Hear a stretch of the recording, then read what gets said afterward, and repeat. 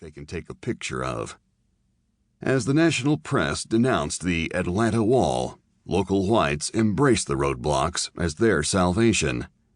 The day after the Kruse sealed off their streets, residents wrapped the barricades in Christmas paper and ribbon. Beneath the words, "Road closed," someone added, "Thank the Lord." Meanwhile, a powerful organization of white homeowners, the Southwest Citizens Association, sought to explain white residents' perspective. President Virgil Copeland, a Lockheed employee, told reporters that the barricades were simply a response to the vicious, block-busting tactics being used by Negro realtors. Carlton Owens, an engineer at Atlantic Steel and a member of Southwest Citizens' board of directors, noted that several residents had said they were going to sell and get out if something concrete were not done to stabilize the situation. "The barricades were erected for that purpose," Copeland added, "and we think they will do it. All we want to do is to keep our homes." Barbara Rickley, an officer with Southwest Citizens, pointed out that not just Peyton Forest, but all of white Atlanta was endangered by black expansion. "If the whites could just win once," she explained, "they would have some hope for holding out. I think the whole city of Atlanta is at stake. You realize that every time Negroes replace whites, about 85% of the whites move out of the city?" As much as they embraced the Peyton Wall, these whites worried it would not be enough. 2 weeks later, their fears came true. Sources reported that blacks were closing deals on 3 homes on Lyndhurst Drive, immediately west of the Peyton Forest neighborhood. According to alarmist press coverage, the sales represented a deliberate attempt to break through the roadblocks, a flank attack on the all-white neighborhood.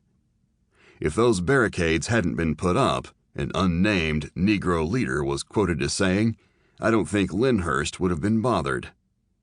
As white residents expressed outrage, black real estate agents claimed the story had been concocted by Southwest Citizens. Soon, this war of words escalated into a pitched battle. Late one Friday night in February, parties unknown descended on the Harlan Road barricade, pulled the I-beams out of the ground, sawed the timbers in half, and tossed the scraps into a nearby creek.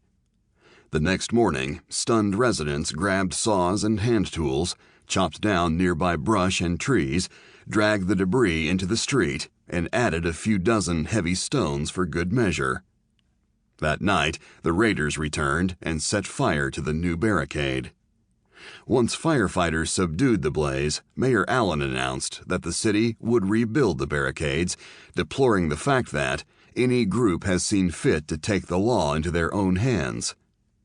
Early Monday morning, construction crews sunk new beams into the scorched asphalt, attaching steel rails this time to prevent further fires. Just to make sure, small groups of robed Klansmen stood guard at the barricades on Monday and Tuesday night.